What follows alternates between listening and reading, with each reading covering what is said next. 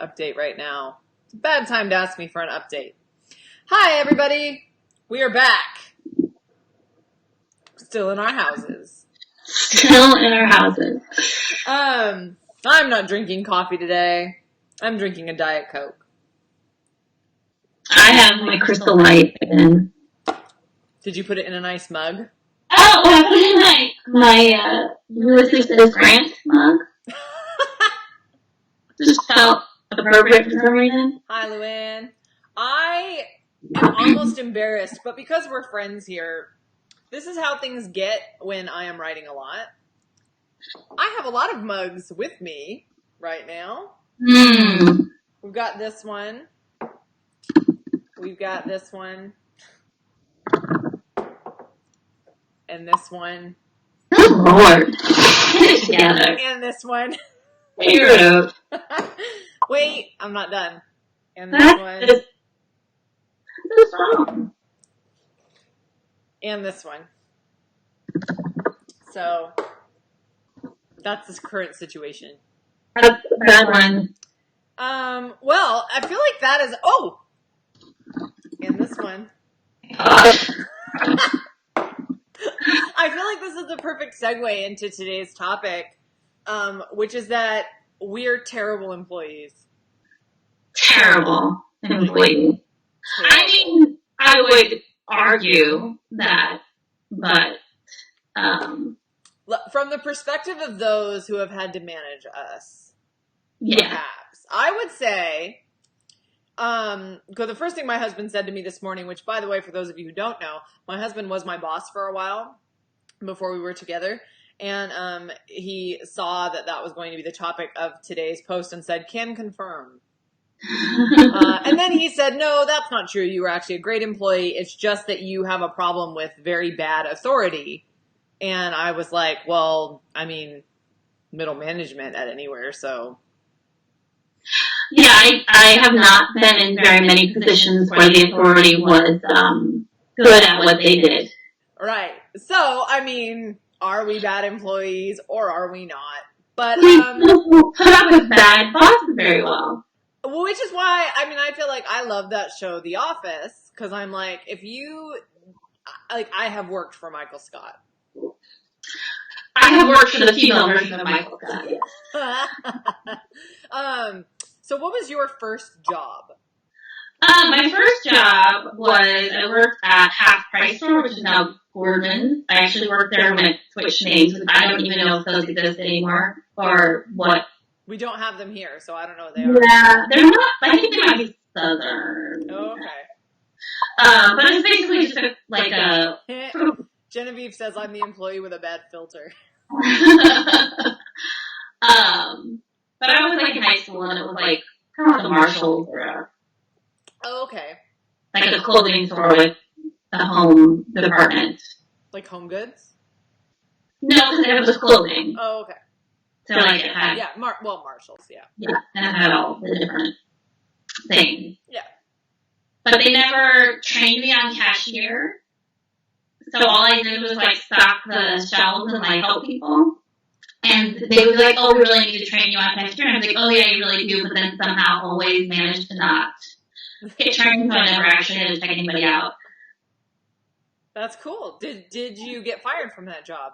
I did not get fired from that job. I quit that job because I can't remember when I got it, but I was in high school, and so like I left it to go to college. I didn't work there like a very long time. I actually convinced my parents to let me quit before the summer before college so that I could concentrate on my writing. Which I got published like 15 years later, really. Legit. Worked out. Legit. I probably did a lot that summer. Yeah. Yeah, my first job was at a coffee shop, which is actually a job I had multiple times. I kept going back to that same job.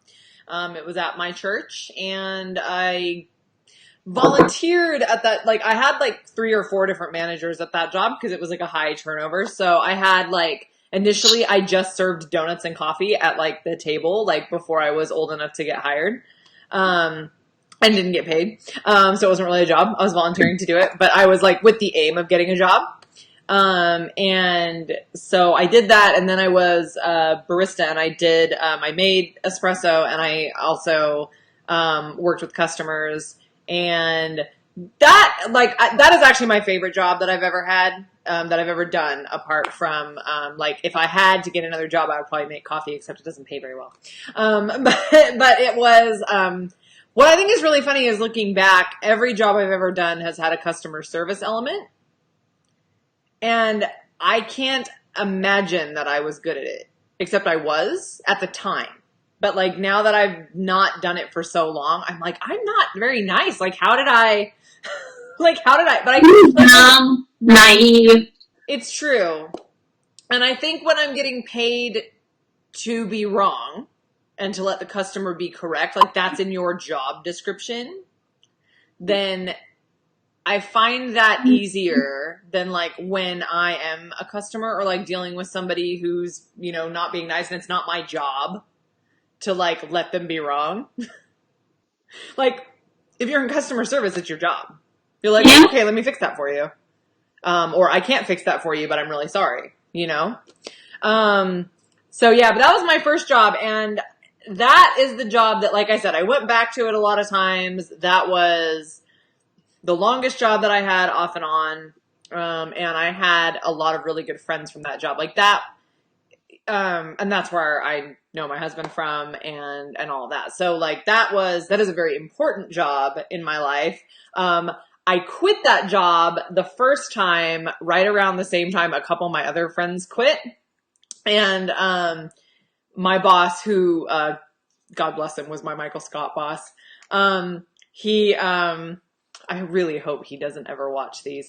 He was no, so he used to come in, I'm not making this up. He used to come in the morning, and he was bald. And he had a little, stuffed moose animal, and he used to put it on his head, and he would walk in and go, "Hey guys, I just decided to put a little moose in my hair today."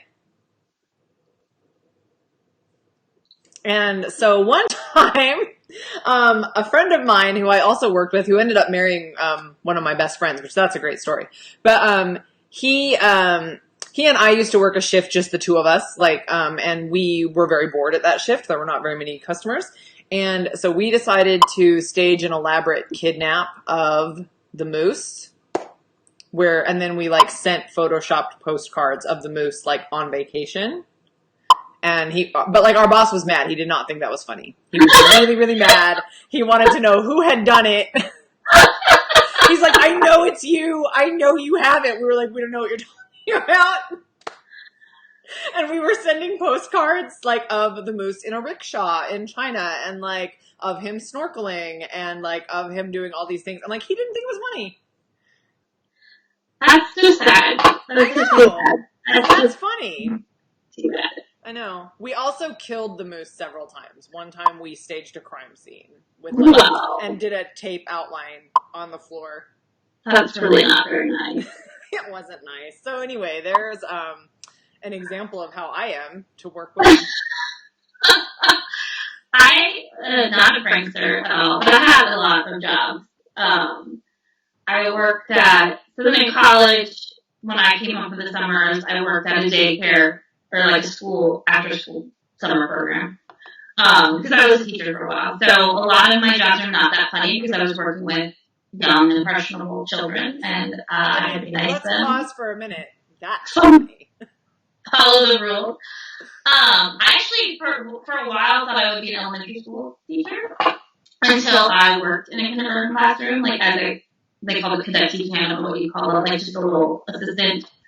And I was I actually really like that age of kid, but I was I can't imagine doing this for 30 years. I could imagine doing it for a couple when I was young and didn't have kids of my own, but the thought of doing that and then having kids at home was one of the more horrifying things, and led me to not pursue a teaching degree, even though I eventually went back about it. But I worked at daycare. I had a lot of interesting bosses in daycare. If you've ever worked in education at all, you recognize the man who runs a daycare. And it's always the guy who wanted to be a gym teacher, but couldn't find a job being a gym teacher. and he's the cool guy with kids, and he wants to play kickball. I didn't know that was a type. It is a type. It is such a type. And they're not bad. Like, I actually, one of my bosses, I worked at different schools throughout different summers, and one of them who was that type, he was actually very good.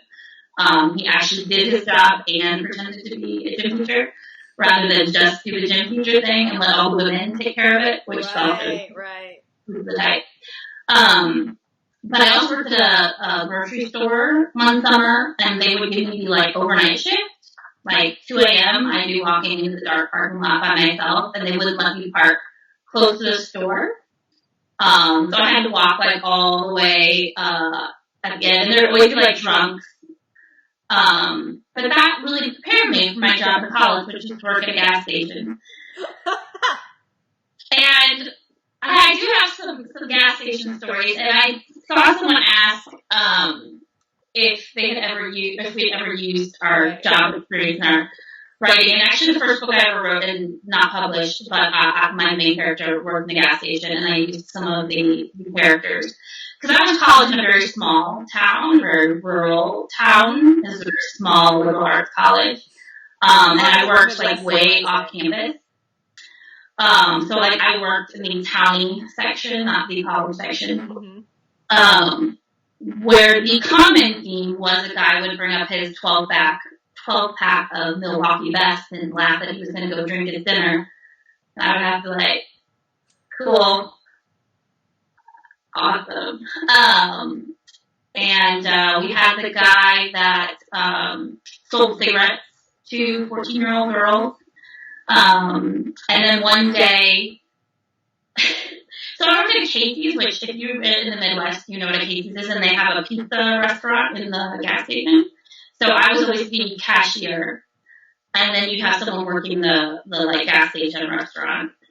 And one day, like, the phone just kept ringing, and I went back there, and he had just left in the middle of his shift, and no one knew where he was, and he never came back. He just disappeared in the middle of his shift one day. So I worked with some characters too. One guy repeatedly asked me to marry him, but he was like 90, so it wasn't as frightening as it could have been. And then there was the child molester with the no window van. And yes, my parents were fully aware of all this and totally let me work there for the like $5 an hour I made. Wow. Yeah. Wow. I actually loved that job, though. That was probably my favorite job. I did not get fired. I only got in trouble once, and it was when I had to go home, and they wanted me to work. And then I cried because my grandma had cancer, and they let me go home. Wow. So that's my only bad. Like, it was weird. It was creepy, but it was good character building. Like, in terms of crazy people that I was around, like the characters in my stories. There you go. Well, yeah, I think, so it's funny. I got fired from my coffee shop job eventually, but that is a long, circuitous story because I had that job multiple times. So I quit. And then I went to, so first of all, I did not get hired at a Barnes & Noble. I had a job interview for Barnes & Noble. They did not hire me. That is actually the only job interview I have been on where I did not get the job. Oh gosh, I've been on a lot of interviews where I didn't get the job. No, well, in fairness, I have not had that many jobs. But I interview well. I disappoint people later. Because I am not, of all the things that make me that made me great in interviews, I think make me a bad employee. Because I am not easily intimidated by people and I am pretty confident. So I did a group interview one time for a children's place, the kids clothing store in the malls, that I think is dead now. That was actually the last real job that I had, and I had it for like 2 weeks because I decided I hated it. But I was like, I'm not folding kids' clothes for minimum wage. I can go do that at home. But that was, like I said, that was later. That was still before I was published, but like I had kids and stuff. But I did like a group interview, and like everybody that was there was like really, really nervous, and I was kind of like just answering questions. So like, again, I think the things that then irritate managers later, they like kind of like at the time. But yeah, I did not get hired at Barnes & Noble. I take a little bit of satisfaction in the fact that now I'm just up in all their stores. Like, fine, don't hire me.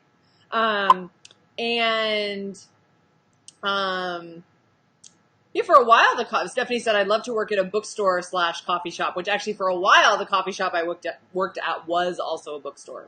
But that was toward the end of that run. But when I quit the job the first time, I went to work at a bridal store.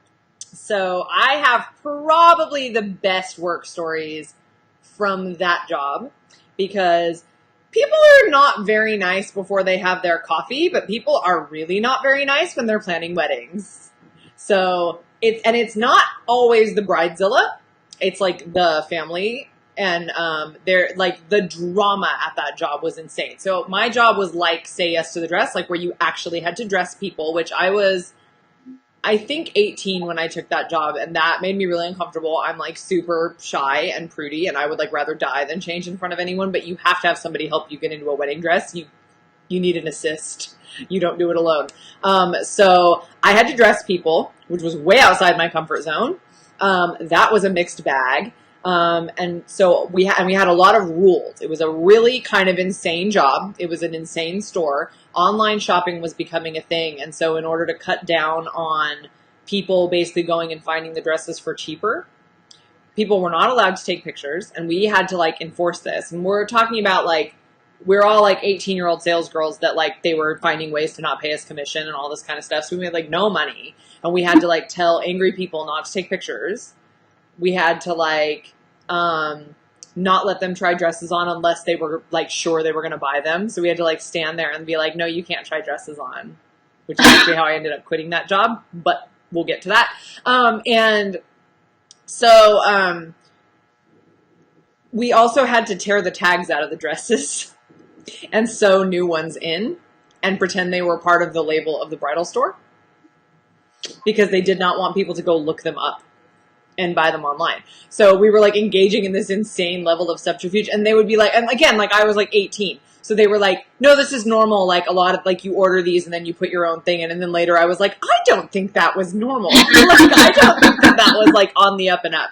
But I mean, it was like, this was very early, like online shopping days. Like they were trying to figure out how you combat the fact that people were then going and ordering, you know, stuff online for really cheap. So yeah, that was my job. I dressed people. You would get people in the dressing room and they would be like, I have a tattoo and my mom doesn't know. So you have to check and make sure that the tattoo is not visible, like in the dress. Or my favorite was, so I'm pregnant and my mom doesn't know, but like the dress needs to expand and like we need to not. And I'm like, I was then privy to all these terrible secrets. And would then have to like walk out of the dressing room with this person and like look at their mother and be like, I know you're going to be a grandma. You don't know, but I do. And I have two stories that are like great stories. So the very first person, my very, very first client that I dressed was this lady. She was an older lady, and she was probably under 5 foot. She's this very tiny little lady. And she came in with a young woman who was like quite tall and slim and was holding a baby. And it came out over the course of this shopping experience that the young woman holding the baby was in fact the bride's stepmother.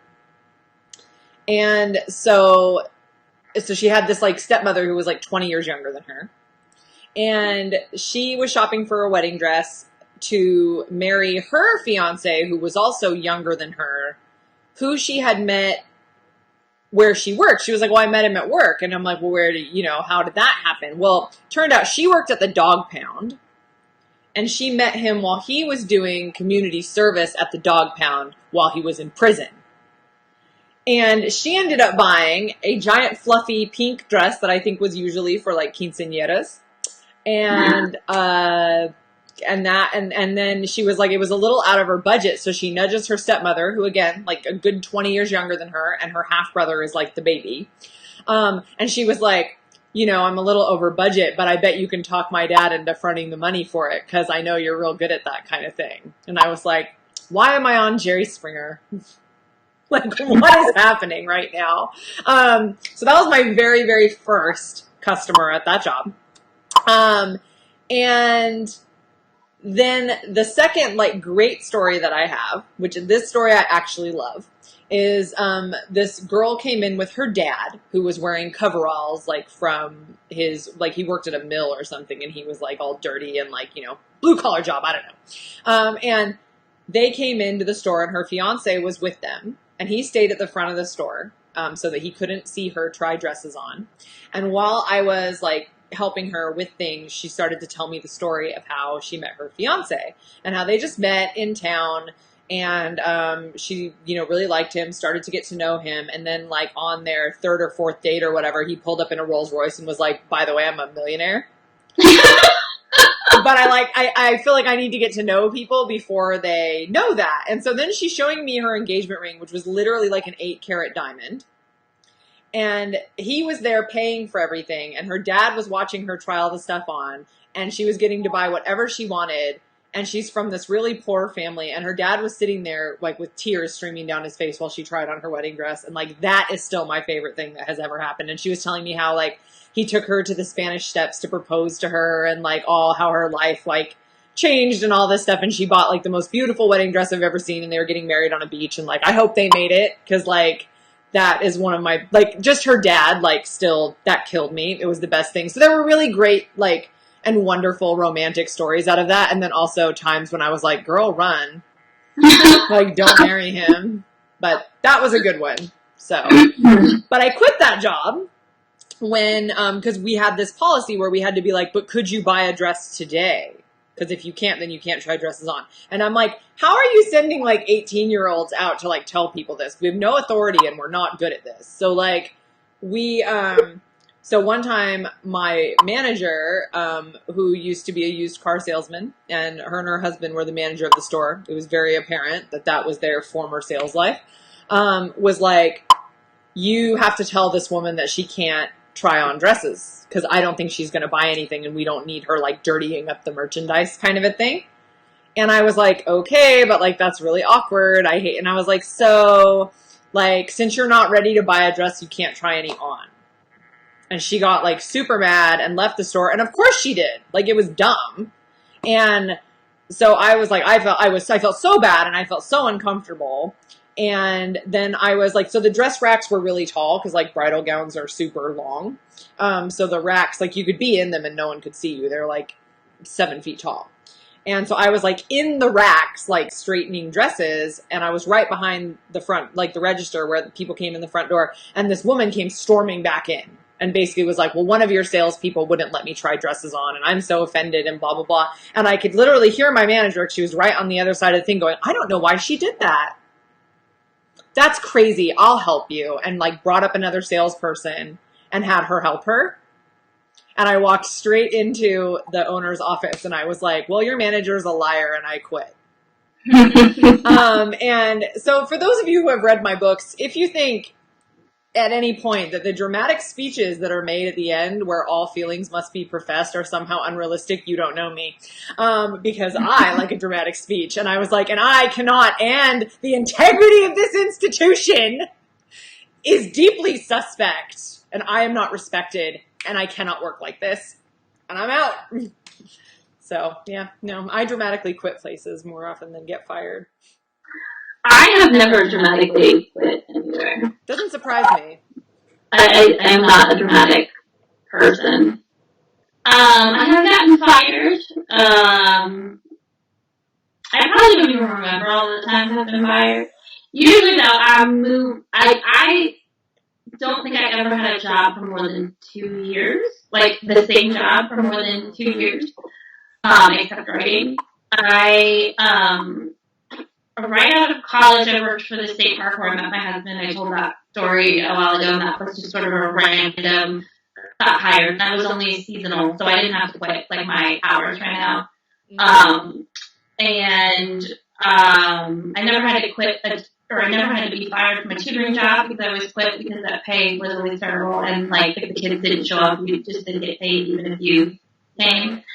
But I worked at a college, one of those, like, for-profit colleges, in the student employment offices. And that was where I had my female Michael Scott boss. we were all in the same office, but we had like little cubicles.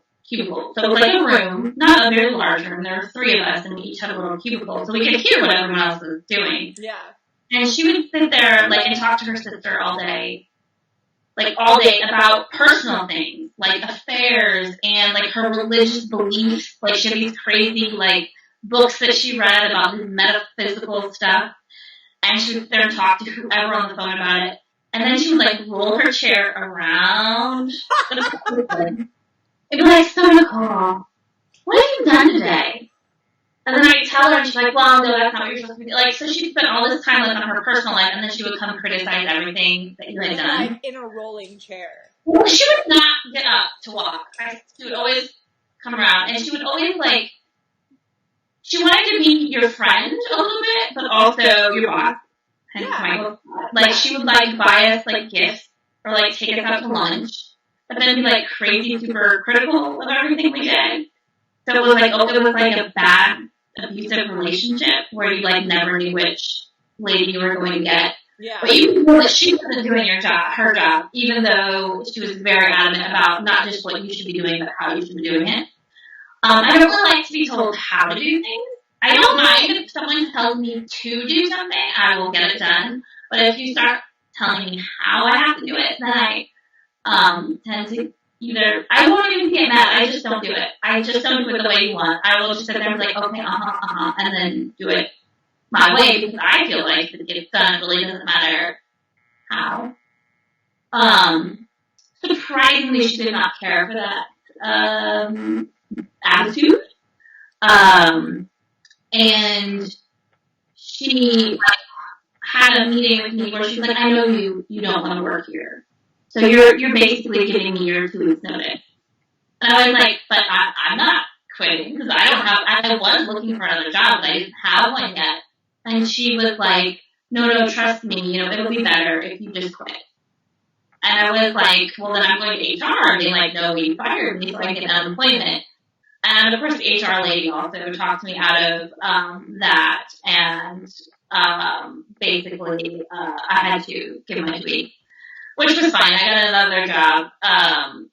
And from then on out, I just did education stuff because it wasn't a college, it was like for profit, so it was like kind of shady. Yeah. Those schools are not particularly great or known for their morals. But pretty much all the time I've gotten fired, it was like basically like, no, you're quitting, or no, we're not renewing your contract, not like, you're fired. Yeah. No, that is actually how my firing went too. Well, actually, no. I mean, and that's a long, complicated story with like many layers of, because as I said, my coffee shop was at a church, which I went to for, 19 years of my life. Like born there, my dad did a bunch of services there and all that.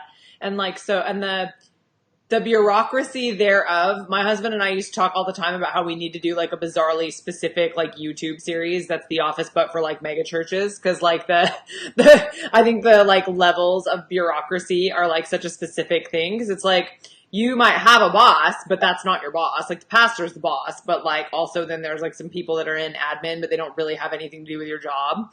And they're all like pastors. They don't actually know anything about business. So it's all like very like, it's a whole thing.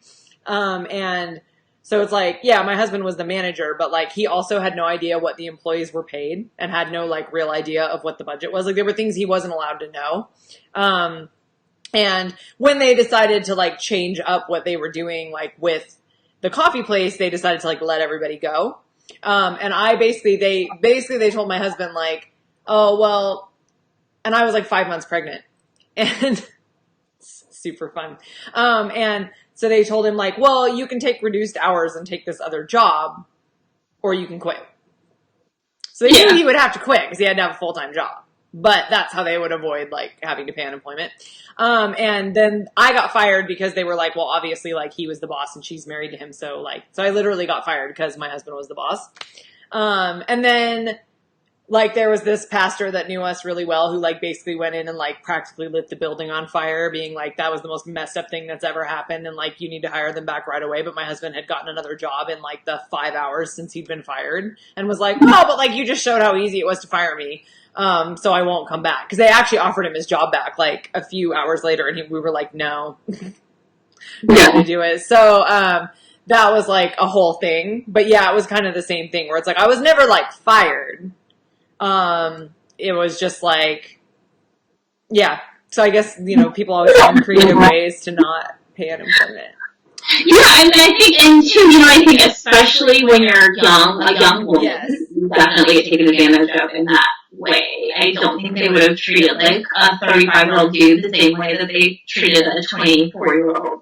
No. Girl.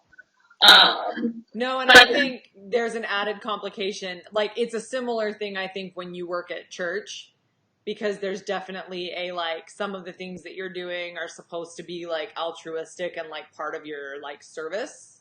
So there's a lot of working where you're not getting paid, and a lot of, like, things that you're supposed to feel, like, more obligated to, like, give and do, and then, like, kind of the same thing when you, get let go, because it's like, well, it's a new season, things are changing, you know, and you're supposed to like not be mad. So there's definitely Catholic school in which my contract was not renewed, and they were like, "And you only worked for 2 years, so we don't have to tell you why." But it was that, but a lot of it was that sense, like they wanted me to like handle prom, and I'm sorry, no, you really don't need to handle prom. They don't. Guarantee you that you want me nowhere near kids and prom day. But they just expected, like, well, that's just part of your job. And it's like, no, I really did not become a teacher to do anything with things. I was like, I will do literally anything else. But that was the thing they had decided, and it was like, well, how dare you not want to do this thing that clearly no one else wants to do, since I was the low man on the totem pole. You are so clearly a prom person. Well, and it was funny. One of the things that really bugs me about working for someone is, like, they expect you to have a certain attitude about it, and I really don't feel like my attitude is anyone's business but my own. So, like, I once got called into the principal's office, and she was like, you know, Nicole, when you're in the teacher's workroom on the break period, you're not really, like, chatting and having fun with the other teachers. And I was like, no, I'm planning my lessons, because that's the point of the break, is that you get to do your work. And she was like, but you know, you're never out in the hallways, like, yucking it up with the other teachers. I'm like, it is not my job to be anyone's friend. Also, like, this was, like, when I was pregnant and getting ready to go on maternity leave and, like, literally had to plan a semester, like, or a quarter that I would be gone. And, like, that's the kind of thing that drives me insane. And sometimes you wonder, like, is that just the excuse that they used to, like, be mad at you? But there's, like, something else that you never knew. But when they didn't renew my contract, they just said, we don't have to tell you why. And then they said that I could go home for the rest of the day if I was too emotional. And I said, no, I'm good, thanks. I stayed on my top for the rest of the day. I was so livid. But yeah. But that is very you. And actually, that was like literally the week I came back from maternity leave is when they told me that they would not be renewing my contract for the next year. Yes. No, I was going to say, there are actually, because of the strange non-hierarchies, like where a lot of it is like lateral employee situations in a big church, there were probably a lot of situations in which I would have gotten fired if it was a more traditionally structured, like, actual business. Because of course you have, like, again, this is why I'm like, this could be a very niche YouTube show, where, like, of course you have the musicians, right? The staff musicians who are just a little better than you. And I remember one time, so one of our jobs was to stock their fridge with refreshments. And I remember getting a phone call one time from one of them while we were in the middle of, so because the church that I worked at was big, like, I mean, so it was like 5,000 people. So we were oftentimes not very busy, but like around service time, we would have like lines out the door, like, and we had to get everybody served before church started. So actually we like had to work at a really, really, really fast pace. And so I'm always like judgy when people take a long time at Starbucks to like make drinks. Cause I'm like, I know you can move faster than that. Like been there, done that. Like we had to churn like hundreds and hundreds of people through really quickly. And, so and I remember getting a phone call one time from one of the musicians who was like, we don't have water down here, and like we need you to bring water. And I was like, oh, do you have time to stand around and drink a water? Then perhaps you could come get your own, because I don't have time to do that. So really strange that like, yeah, it was not popular. But what's funny is like, actually, I really liked working for my husband because he is a like really like hardcore perfectionist. And he, like, has everybody do, and, like, he can be annoying. Like, I live with him. He's still like this, where he's, like, he has, like, a method of tying trash bags so that they, like, don't show. Because he never wanted them to show in the coffee shop because he thought it was gross. So he, like, has a way that he does everything that's, like, a little bit, like, or, like, when you get a coffee cup, he wants the seam on the Java jacket to line up with the seam on the cup and for the lid to face the opposite direction. Because, this is true, if you ever get a leaky coffee cup, it's usually because they put the seam on the front. Because the lid doesn't join very well there. So if you're spilling coffee down your front, that's why. So he was always like, no, and we don't spill coffee down the front of people. And so he was actually that manager, but he did everything that he told people to do, which I don't mind that. No, like, I think that's the hardest part. Like, I never had a boss that I thought, like, worked as hard as I did. Yes.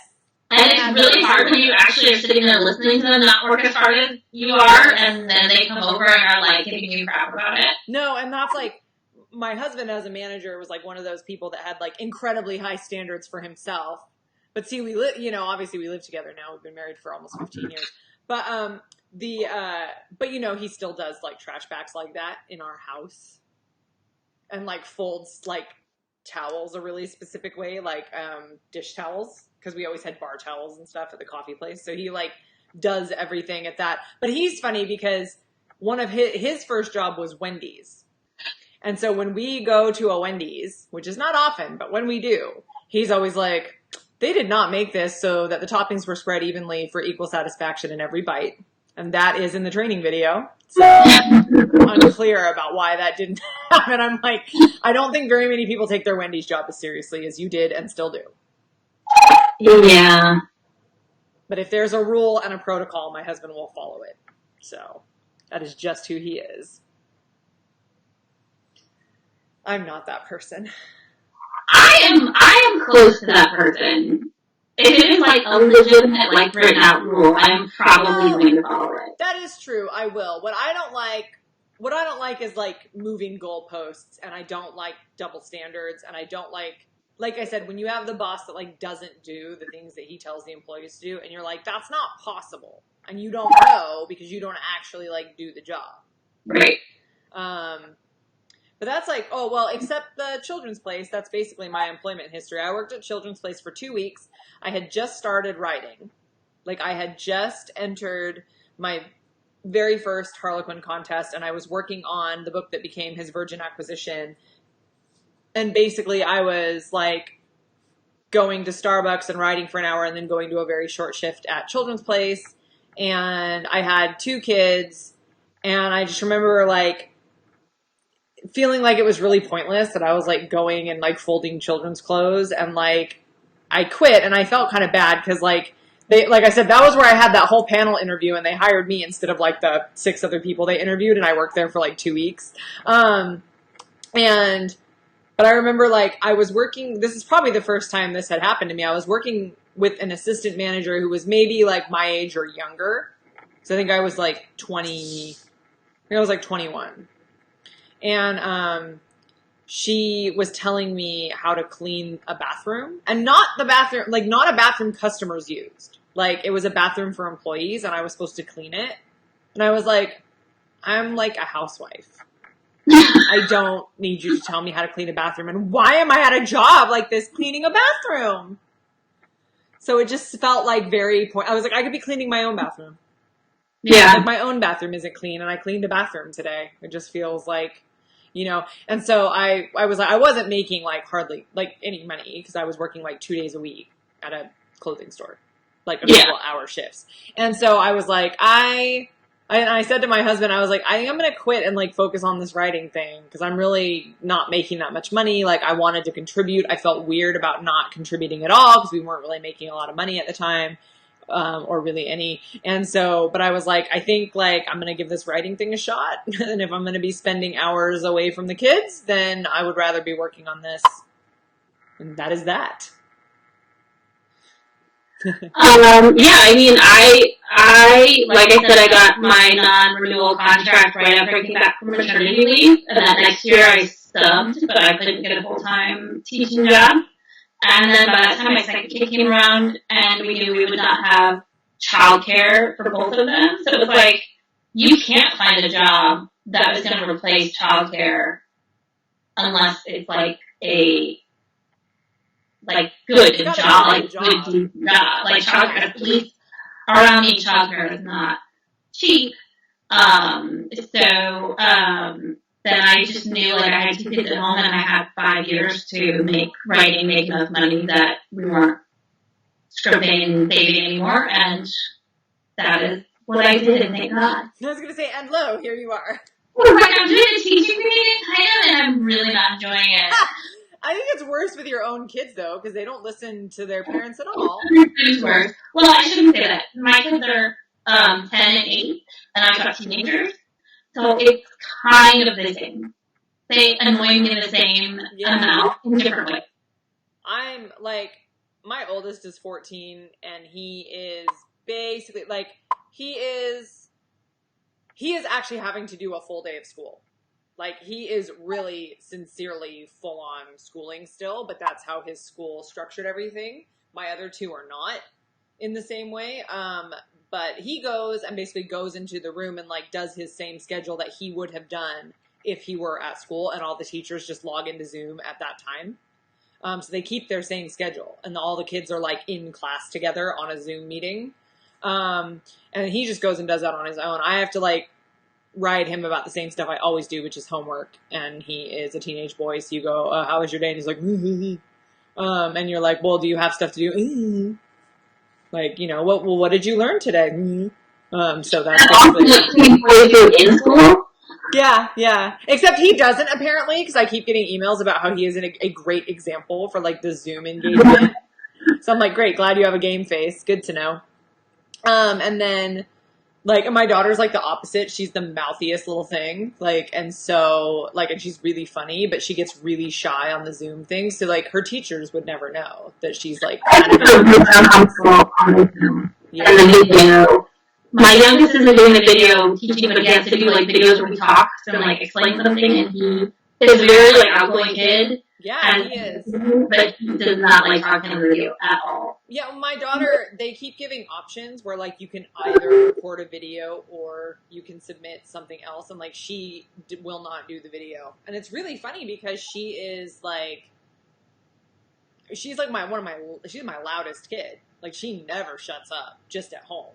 But, like, she's very, very, very shy in those situations. And then my oldest son is, like, pretty low key, and he's not very loud. He's not, like, hugely talkative unless it's something that he's interested in, and then he will, like, forever. But, like, he is fine with it. Like, he doesn't find it. I actually think in some ways it's easier because it removes, like, weird social stuff, which is not his strength. And then my poor middle son is the one who has autism, and he usually goes with an aide who we have found out is, like, a lot easier on him than my husband is willing to be, because my husband is like, well, now you're doing long division. So you're learning it now. I believe that might also be the case with my youngest. Apparently he gets away with a lot more in school than I let him. You're not letting him. Well, that's the thing, like, because they're ending up doing, like, 5 hours, 6 hours of school because my husband is like, nope, we're going to learn it. Like, nope, you're going to read the chapter book and you're going to take the AR test again because, like, I know you can do better than that. So I'm like, well, he's going to come out of this, like, having gotten personally tutored for,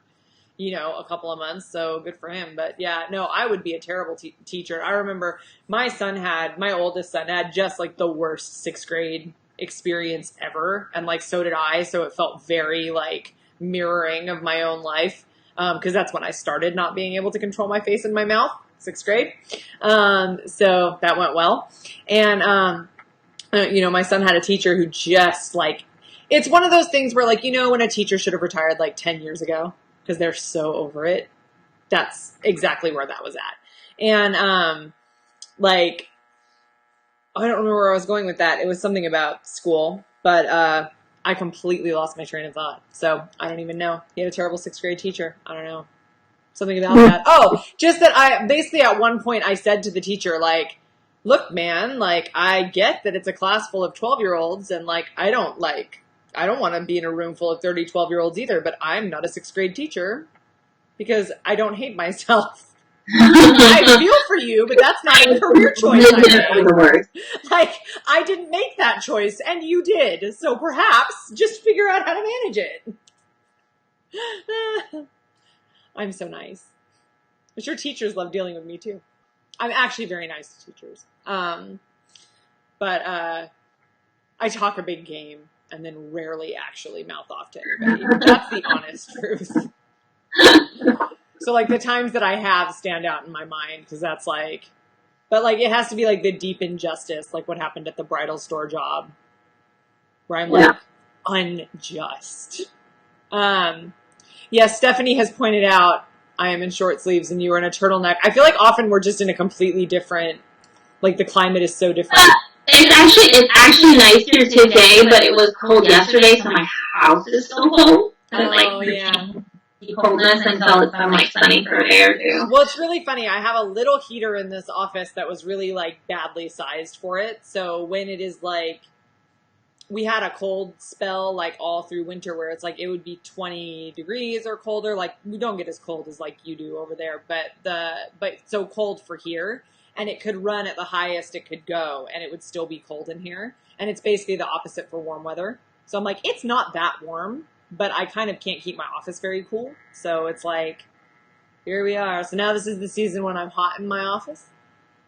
So now the season where I'm very cold in my office. Like I'm either like wearing a blanket, or I'm like warmer in here than I would be if I went outside. But yeah, we've had nice weather. But you know, it probably means we're gonna catch on fire this summer.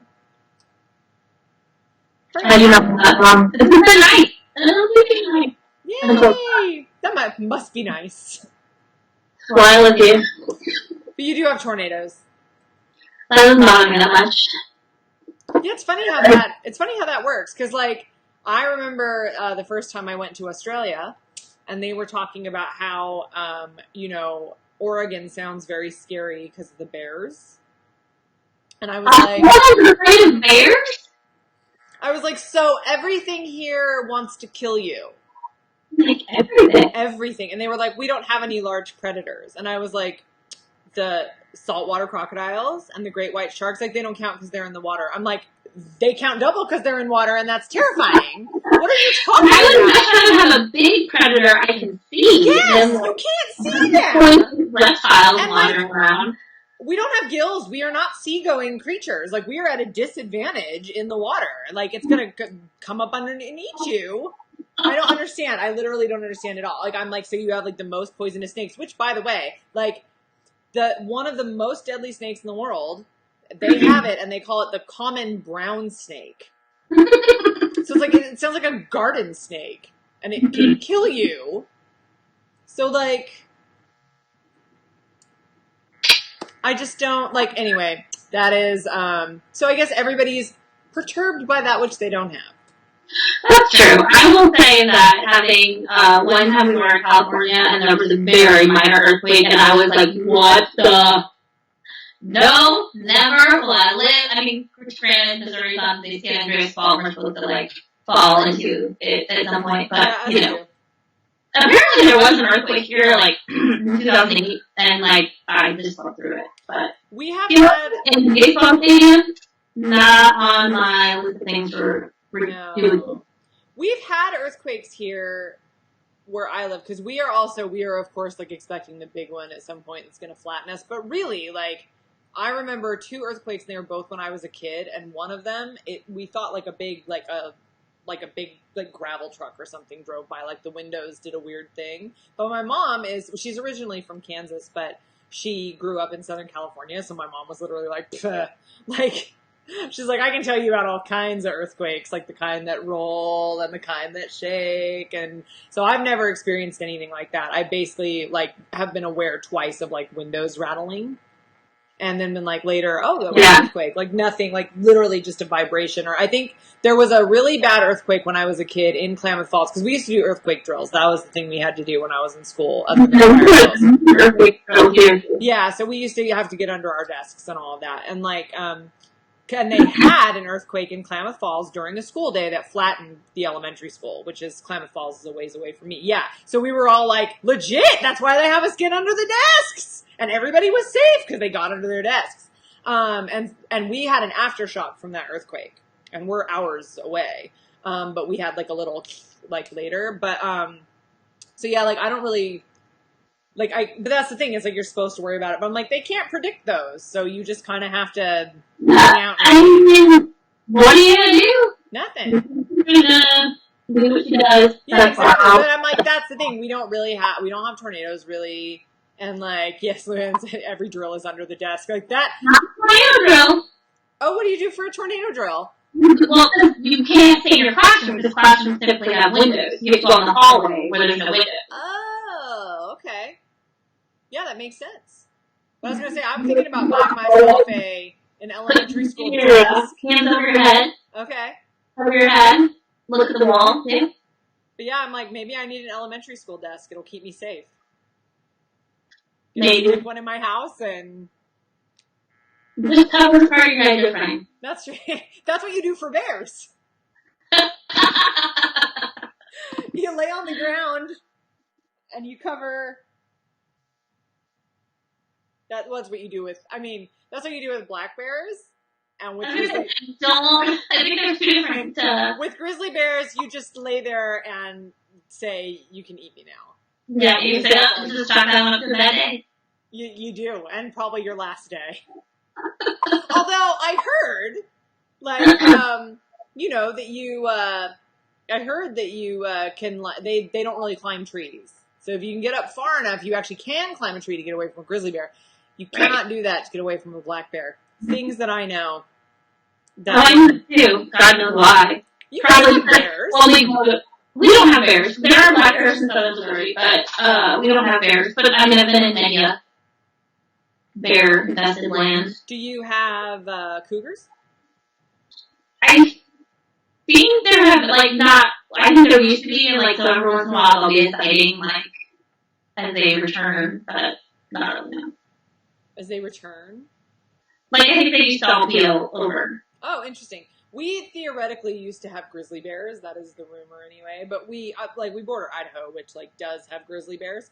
But we don't technically have them really, but I think we do sometimes. But mostly we have black bears, like quite a lot of them. And cougars. So, which black bears don't really bother me. No. Cougars bother me. Because they like... It's like a black bear you'll probably see. A cougar has probably been around you somewhere in the woods and you didn't see. Yeah. They're kind of unnerving. But like really when you think about it, like you take a house cat and blow it up to a very large size, that's not okay. Because they're mean.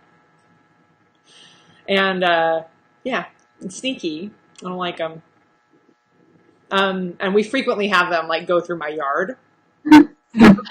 We don't usually see them. But, like, there will always be, like, somebody will be like, we saw a cougar crossing the road, like, at your block of the thing. And it's like, cool.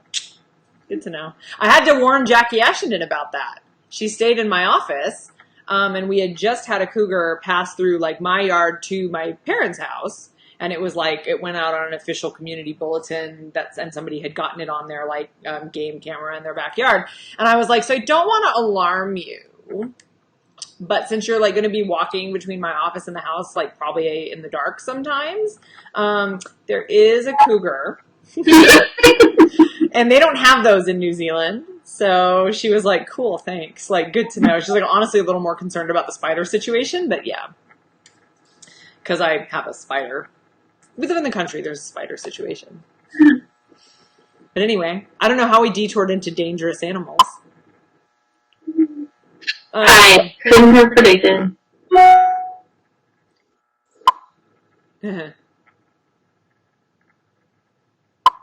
Yeah, I'm seeing earthquake in Indiana stuff. I slept through an earthquake in Indiana, first and only one they ever had. I'm in Indiana, and the earthquake we just had, a low jet. Yeah, that's exactly the kind I've been through.